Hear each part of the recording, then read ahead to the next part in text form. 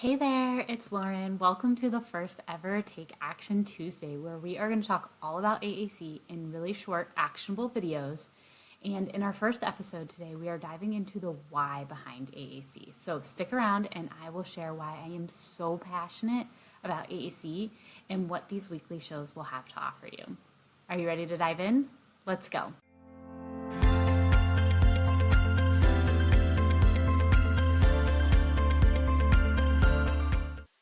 First, I wanted to start with a little introduction. I am Lauren. I am a certified speech language pathologist, and I own my own practice, Inspire Connections Therapy LLC, in Ohio, where we focus on supporting AAC and early language skills across ages and disabilities. We offer in-house therapy sessions, parent and professional consultations, online courses, presentations, and more. My practice is really built on encouraging connections and building confidence.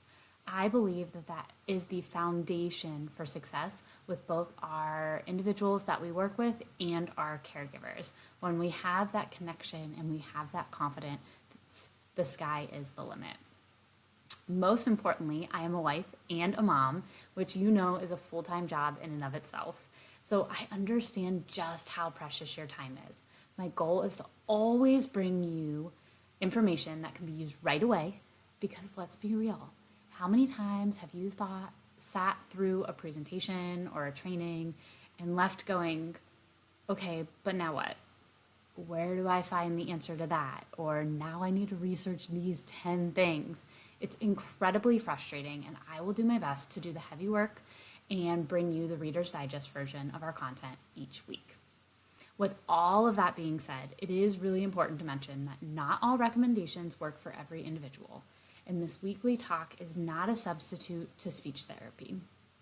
You will need to take the information that I provide in our Take Action Tuesdays and apply it strategically to the individuals that you work with, whether that be your child, your client, or your students.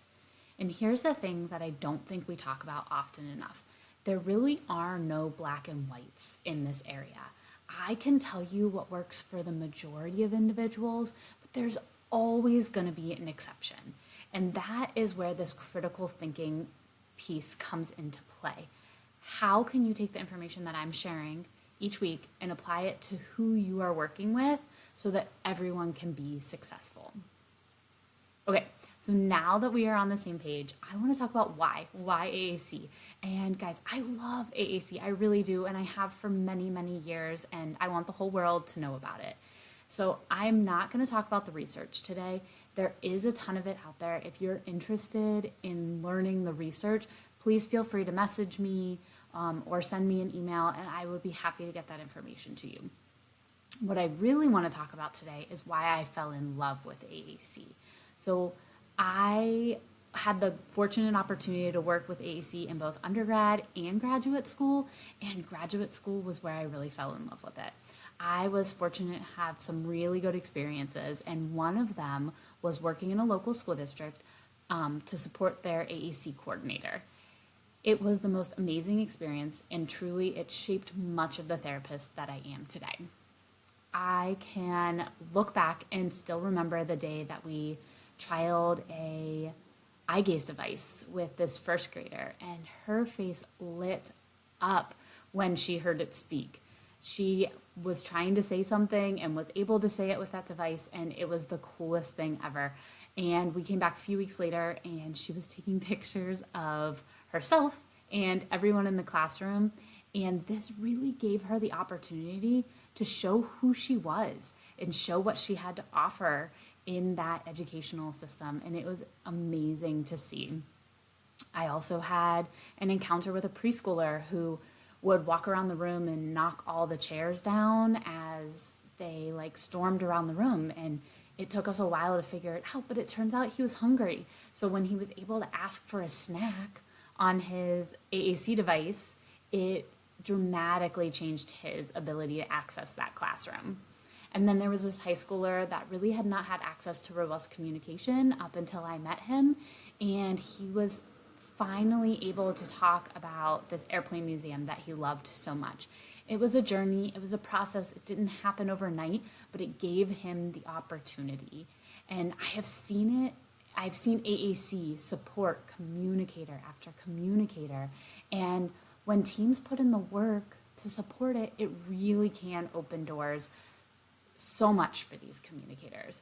And when I say put in the work, I want you to know this doesn't have to be complicated. And we're going to talk about that in the coming weeks. We don't have enough time to talk about it today, but you can do this. So when it comes to supporting communication, I do really kind of want to shift this mindset. It really is no different than we're supporting vision or motor movements. We all deserve the supports that we need to be our unapologetic self. The main difference here that I find is when we do AAC and use AAC, we have to learn it too. Where if I have challenges with visions, I get my glasses and that resolves some of my challenges. We have to learn how to use AAC. So it has the ability to foster connections through communication, really support immediate wants and needs, share personal thoughts and opinions. And I just watched this video the other day, Talk to Me Technology shared it from a mom, and the young adult was saying, I want soy sauce for his dinner. And mom was like, no, you don't need soy sauce for whatever they were having. She was like, no, we don't need soy sauce. And he went back to his device and said again, no, I want soy sauce. This self-advocating is unmatched and something we all have the right to, and some people will need AAC supports to get there. All right, so our action step today is a personal reflection question, because really to do our best work and support the others to be their best, we often need to look inward. So today I want you to think of your why. Why do you want to learn more about AAC? Why do you believe in and support AAC implementation? Why are you here listening today? What is it? When we get clear about our why, it allows us to create motivation around learning more. It becomes more about who we are here to support than ourselves personally. It might take some time, but we know the end game and we know why we're here doing it and taking that time. And if you are listening today, you likely love helping others, and that is an amazing quality to have. So take a few minutes, jot down your why, a few statements, thoughts, stories, whatever it is that will keep you motivated as you move through this process.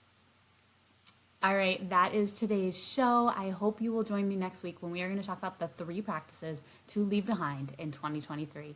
See you then.